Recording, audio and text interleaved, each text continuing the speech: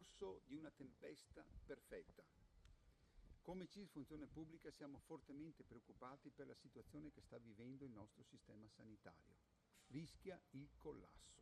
Da una parte abbiamo i giovani che non si avvicinano alle professioni, dall'altra abbiamo i professionisti sanitari, tutti, medici, infermieri, OSS e altri, che stanno abbandonando la professione. Le condizioni di lavoro in cui si trovano ad operare, i salari molto bassi, le condizioni anche di conciliazione di tempi di vita e di lavoro stanno facendo allontanare i lavoratori da questa professione importante.